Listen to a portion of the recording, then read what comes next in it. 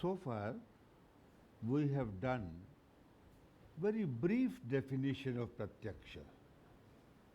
We'll come to a more elaborate definition later on, according as Yuktidipika proceeds. Now we come to Anuman. Anuman, Yuktidipika gives us an initial definition of Anuman. An initial definition of Anuman.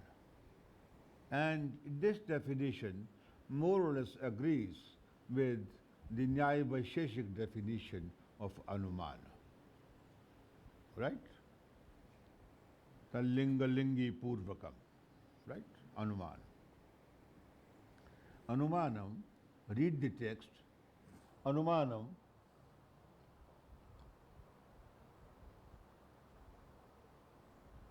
perhaps this portion is missing.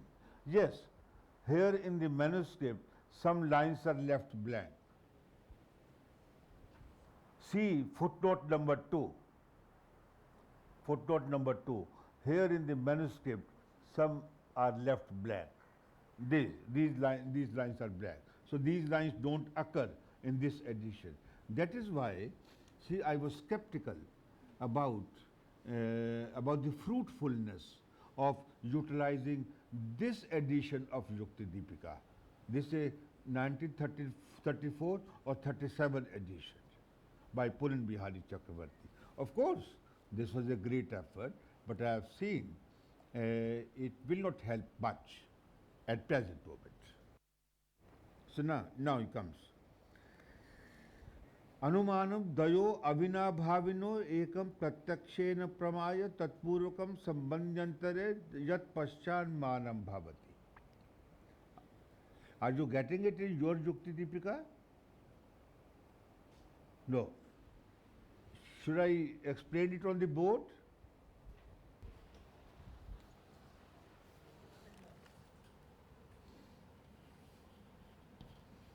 Anumanam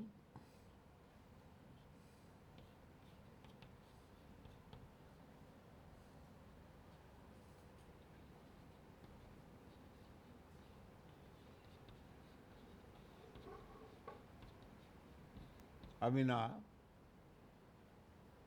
Bhavino Ekam Bhavino Ekam Pratyakshena Pramaya Pratyakshena Pramaya Tatpurvakam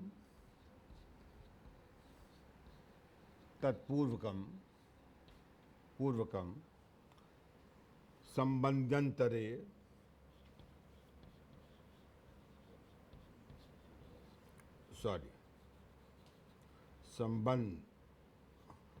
Sambandhyantare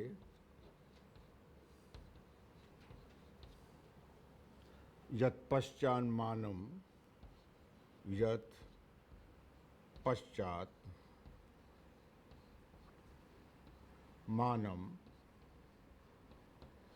Bhavati.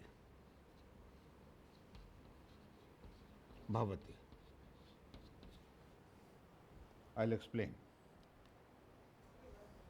Anumanam. This is Anuswara. Anumanam dvayo avinabhavino ekam pratyakshena pramaya tatpurvakam anuswara sambandhyantare yat paschan manam anuswar again bhavati. Tat anumanam. Try to understand this. It's a very simple thing. And all of us daily or at least frequently infer one thing or the other on the basis of something else. Right? On the basis of something else. We infer. We make inferences. I hope you understand what inference means. What is not directly seen but inferred. oh, if he's not here, he might be there. Right? If he's not in his room and it's lunchtime, he might be in the dining hall. Isn't it? We often make such inferences. As my daughter used to say, if her mother is not at home, she must be in the college where she used to teach. Right? So it's like that. Everybody makes inferences like that. So, but this is, now we come to a technical side of it. Technically means more precise, more definite, more accurate, as far as possible, more accurate understanding of what anuman is. Anumanam dvayo avinabhavino. Avinabhavino. Avina means not without. Vina means without. Non or not. Non or not. Without. Bhavino. Present. Present or existent. Existent. Bhavi from bhu, from the root bhu, right? Bhavati, happens. Asti, is, exists. Purushosti, self exists, right? Now, he says, dvayo, of two things, of two entities, of two objects, two vishayas. Vishayas. Vishaya means which can or does become an object of knowledge. जो हमारा ज्ञान का विषय बनता है उसको विषय कहते हैं. जिसका ज्ञान होता है ऐसा कहना चाहिए, whose knowledge we acquire, that is called vishay or artha, yatharthanubhava, as I told you, right? Dvayo, of two things, avina bhavino, which cannot exist, which cannot be present without, not without. Yes? Which cannot be present without each other. Right? नहीं स्पष्ट हुआ? Which cannot exist, avina bhavino. Without means, if something can exist without another thing, then that thing does not depend upon that another thing. Right?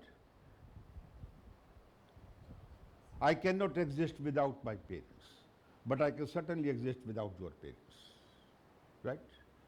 So there is no relation between me and your parents. We are not avinabhavis. We would have existed without each other. But I wouldn't have existed, at least my physical bodies would not have come into being without my parents. Certain. Nobody can deny this. So that is avinabhava. That is, when two things cannot exist without each other. That is, when if one thing is present, another thing is also present. If a son is present or a daughter is present, then his or her parents also must be present, whether they are dead or alive. Present means existent. They must have existed at some time. Present means this. Right? In case of a progeny and parent relationship. But in different context, the relationship is slightly of a different order.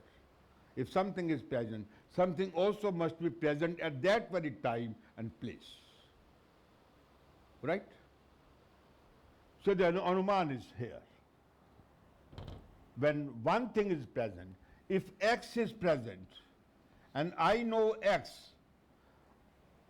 I know truly, yathartha anubhava, I know truly that X is present, or perceive it as present, then but do not perceive Y, but on the basis of my perception of X, I infer that Y also must be present because X is present, which I have seen. Then this is called anumana of Y, inference of Y. Why it is called inference? Because it is not perception. Perception is of this, but inference is of this. But how can we infer the presence of something which I do not see on the basis of perceptions of something, on the basis of my knowledge of something which I do see, unless there is a relation between the two. Unless there is a relation between the two. On the basis of the presence of this chalks, I cannot infer the existence of a glass of water. Can I?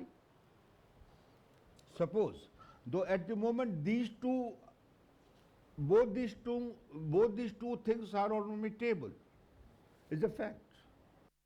There are many things on my table. Things like this, a pen, all these things are existent. But can I say, if I remove this here, if I remove this, can I say, since a pen is present on the table, there must be chalk also, which I do not perceive, but which must exist on the table. Can I say that? Why not? Why can't I say that? Because there is no relation. There is no relation between the presence of pen and the presence or existence of the chalk or a glass of water or of a fan or of a blackboard. But if a man is present, from his mere existence, I can infer the existence of his parents, whether I know them or not. I can infer the existence, not of what they are, how they look. But knowing of the reality of something, existence of something, is also knowledge. To know that God exists, if He exists, to know that God exists, if He exists, is also knowledge. It's knowledge of the existence of God. Whether I have full or partial knowledge of God is a different matter. Like Nayayikas infer the existence of God on the basis of the world. World is an effect. There must be a cause, and the cause must be infinite, more powerful. Cause must be more powerful, more pervasive than the effect, isn't it? So, what I mean is, in sum, dvayo avinabhavino, of the two terms or which cannot exist one without the other, ekam pratyakshena pramaya, after having perceived one object, pratyakshena pramaya means having known, after having known one of them through perception, tat purvakam, on the basis of that perception of one object. What is this? Sambandhyantare yat paschanmanam. The other related object. Sambandhi antare. Antare means anya. The other. Sambandhi, related object. Yat paschanmanam. Which subsequent knowledge takes place. Paschan, subsequent. Paschan means subsequent. A knowledge which follows, which is subsequent to perception of one object. So, in short, inference is knowledge of an object which follows upon my perception of a different object with which the inferred object has to be, stands in a relation of concomitance. universal concomitance. Concomitance means if one is present, other must be present. Other can't but be present.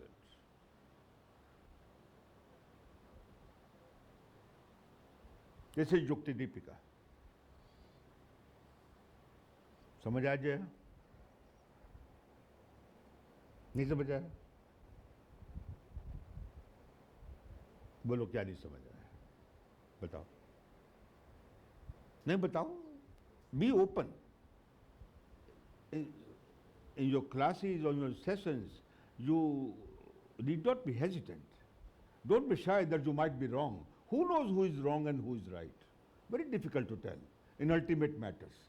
In certain matters, it's easy to say who is wrong or he is right. Like, I may be right if I say that if he exists, he must have parents. Perhaps everybody would agree. But if I say, if he exists, he must have either a brother or a sister, that would be wrong. It's possible that he's the only child. Right? But if he has a brother, then that brother also must be a male, can't be a female. That would be accepted by all but people. And if he has a sister, it can be only a female. That would be accepted by all. But eka putra saiva jeshta saiva kanishta. There's only one son, he is the eldest and he is the youngest. Putra saiva jeshta saiva kanishta. I can be my own cousin. I can be my own trustee. Isn't it? That means I can stand in a relation to myself. I say my body. What does it mean? My body. I stand in a certain relation to my body. And if body is the only reality, that means body stands in a certain relation to itself, as the Charvaka says. Right? Anyway, coming back to this. So, have you followed? Anybody who has not followed. Now, I'll try to explain it through an example. Because if you illustrate a certain thing through an example, it becomes easy to comprehend it. It becomes easily intelligible. Take, for example, the case of smoke and fire, dhoom and vanne. Somebody has seen, or maybe many people have seen, somewhere, if not in the kitchen, because in the forest they did not used to have a proper kitchen, right? Kitchen came afterwards, during the Nyaya Vaisheshik time, perhaps. So the idea of kitchen.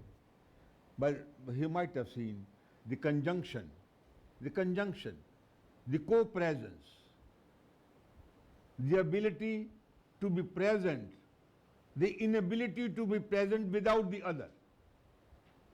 Right? Inability to be present without the other. I can't be able to exist without my parents. My inability to exist as this physical body without my parents. Inability. Avinabhavino.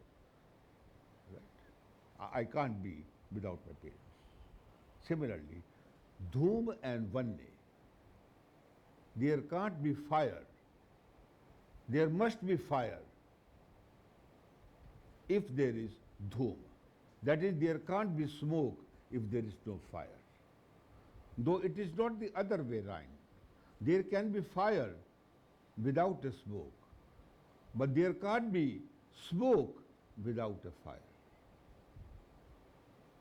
Just as a progeny cannot be without his or her parents. But a progeny need not be a parent itself. If I do not marry, I need not have a progeny. If I either don't marry or otherwise have no contact with a woman, then it's possible that I do not become a parent. Isn't it? Though I have parents, I need not be a parent myself. Is that clear? मेरा माता या पिता होना जरूरी नहीं है. हालांकि ये जरूरी है कि मेरे माता पिता है, ठीक है, जरूर. Similarly, so I have seen that smoke and fire, whenever I lit, there is fire and there is smoke. पुराने ज़माने में, when there did not used to be gas, smoke would come out when fire was lit. And this perception of coexistence, Avinav Bhav means coexistence, concomitance, universal concomitance is a niyam, is a law. This law, so long as other things remain equal, is inviolable. This law can't be broken. That is why Anuman is absolutely certain knowledge. Absolutely certain knowledge. If the Anuman is correct, right? If my perception is correct, and my perception and my knowledge of the relation between the two objects is certain, only then Anuman can be correct. I'll show some of the fallacies that arise in the context of, this definition, but I'll come to them later on and very briefly. Now says, we have seen, this is a very important pramana. Anuman is a very important pramana. So, I have seen smoke and fire coexisting. Can I see or not? Have you people seen or not?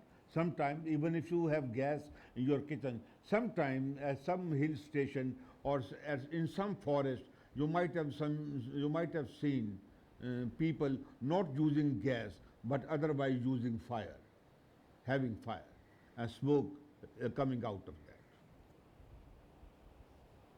So what's saying? I've seen that smoke and fire coexist. I go somewhere and only perceive smoke. I don't perceive, I don't see fire. There's a place far from me, but not very far from me, such that I can see smoke, visually I can see smoke, and I tell a friend who is accompanying me, look, there must be fire. There must be fire. He says, but there is no fire. We are not seeing. Fire is not visible. I said, no. Even if it is not visible perceptually, it must exist. It must be there. Sambandhyantare yat paschan manam, that knowledge which occurs subsequently to the perception of something else. Sambandhyantare, the other related object. Sambandhi means related objects. Related object is fire. Fire is related to smoke, isn't it? I'm asking you, lady, last line, isn't it? Is there a relation between smoke and fire or not? Then say who? I don't see anybody nodding, even once in a while, and not conveying me whether you are following me or not. Okay.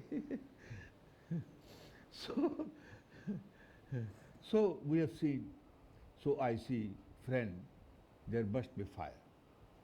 And my friend, who is a little stupid, who doesn't understand the relation between fire and smoke, he says, but I am not seeing fire. And you are saying there is fire. It's not visible. I said, see, smoke is visible. Can you see smoke? He says, yes, I can speak so. But how? How on the basis of your perception of smoke you can say that there must be fire at that very place where smoke is? At that very place. At that very place. Parvato vanyaman dhumatvat. There is fire on the mountain because there is smoke on the mountain. It can't be there is fire on the mountain because there is smoke in Kanyakumari. Kanyakumari में धूम है और पर्वत पे अग्नि है. No. Same time and place. Same time and place. ठीक है Jaya? Same time and place. Time and place, yes. Yes.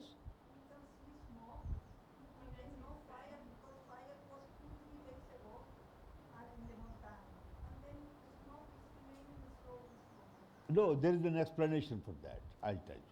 I'll come to that later on. But let me first of all deal with the more preliminary things. The more preliminary things. So, I say, because, my friend, there is a relation between smoke and fire. He says, what is that relation? On the basis of which we can say, you can say, after seeing smoke, that there must be fire too at that very place. He said the relation is, wherever there is a smoke, there is fire. As for example, in the kitchen or in the forest or in the dining hall, if there is smoke or fire and if there is no gas, right? So this is, wherever there is a smoke, there is fire. That is, smoke cannot exist without fire. Fire can exist without smoke. Because fire, when it is fully burnt, there is no smoke. When there are full flames, there is no smoke. Smoke has gone away.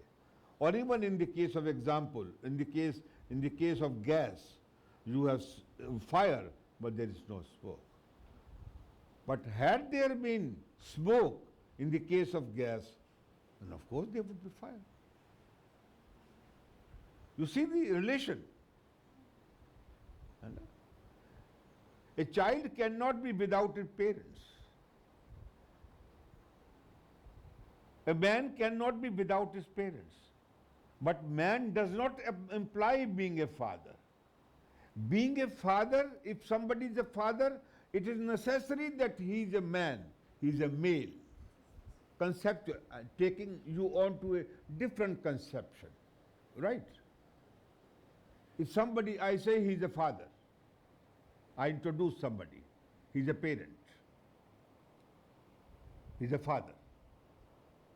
It implies not only that he is a male, but that he has had contact with a woman.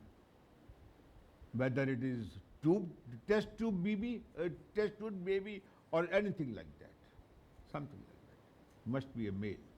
Isn't it? Isn't that clear? Similarly, if I say about a woman whom I'm introducing somebody, she's a mother. It implies, is a mother. It implies that she's a woman. But if I say, this lady's name is this need not imply that this lady is certainly a mother. Why? Because one concept is wider than the other concept. The concept man or woman is wider than the concept father or mother.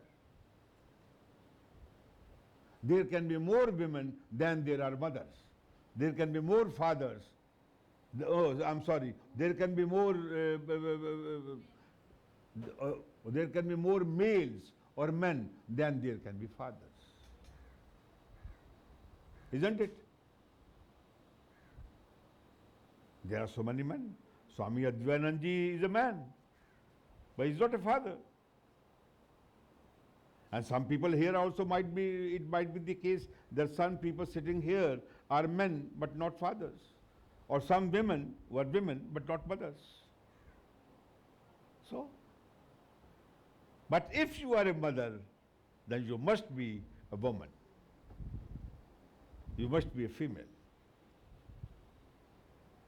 Similarly, if there is smoke, if it is known, if it is perceptually known that there is smoke, and this knowledge is certain, Some people say, oh, on the basis of clouds, we may infer that there is fire.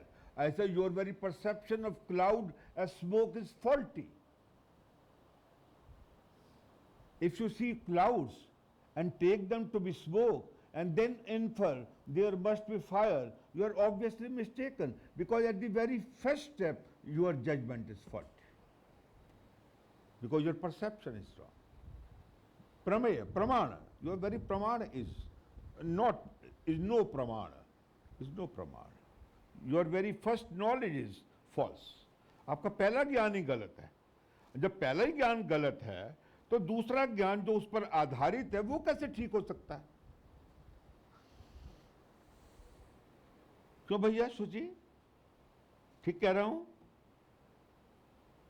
You give me a certificate that I'm right here at least, or rather Yuktidipika is right here at least, not me but Yuktidipika is right here at least, or some of the examples that I have given. You can't say, oh, if it's a chair, it must be made of wood. You can't say that, because the chair can be made of steel. Isn't it? A chair can be made of steel. But if it's a wall, stony wall, it must be made of stone or bricks or something like that. The walls can be also made of, for example, wood. In Japan they have such walls. So there are various instances. Various instances. If I say there is water, there must be some place where water resides. There must be some place where water resides. It must have an ashray. It may be a glass, it may be a bucket, it may be a lake, it may be ocean, a sea. It must exist as some place. But self, must the self exist in some body? That need not be the case. If there is a self, self normally exists in a body, that is why it's called Purusha, Purishete. But it need not, because when it gets liberated, it need not have a body. So there is no invariable relation between having a body, being a self, not having a body, being a self and being embodied and having a body. You can exist without a body. Though if a body is alive, if a body is conscious, then it must have a self. Right? You are seeing the kind of relationship to which I am trying to draw your attention. Is that all clear to you? Do I move further? Okay, very fine.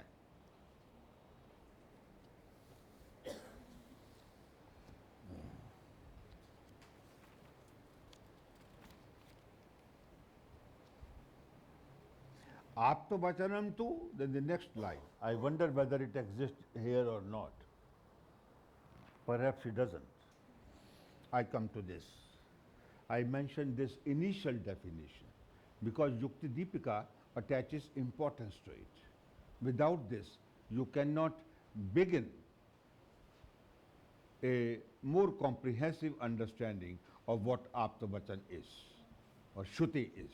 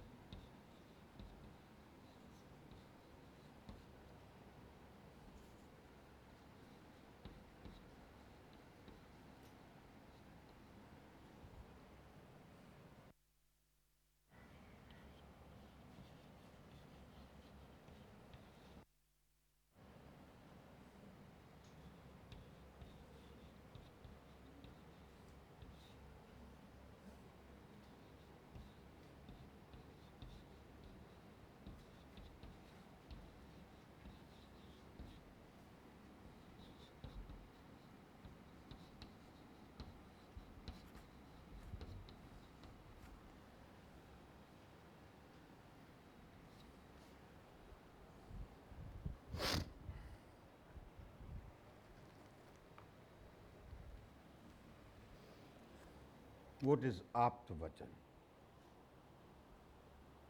Apta literally means which is trustworthy. Which is trustworthy. Right? If somebody has been to London, if somebody has been to London and I have not been to London, and I happen to know that man, and I believe that if he tells me certain things about London, his knowledge can't be faulty, then if he tells me that there is a river in London, I'll come to know that there is a river in London. Isn't it? If somebody has been to Delhi and you have not been to Delhi, for example, I am from Delhi, and I tell you, and you happen to believe me, and I'm not lying, and I'm not deceiving you, I'm not lying, मैं झूठ नहीं बोल रहा, and I tell you there is Yamuna, there is the river Yamuna in Delhi, then you will come to know, without having to visit Delhi, or without ever visiting Delhi, that there is a river Yamuna in Delhi. So that you can tell your children, well, I have not been to Delhi and seen that river, but you must visit Delhi because there is a beautiful river, now ugly river, called Yamuna in Delhi. Isn't it? First I do this definition, and then I'll deal with just one or two examples to enable you to comprehend the importance of Apta Vachan. Vachanam tu pramanabhuta shabda dvarako. If somebody utters a word, shabda, utters a word, a meaningful word, of course, a word which has no meaning is a mere sound. Right?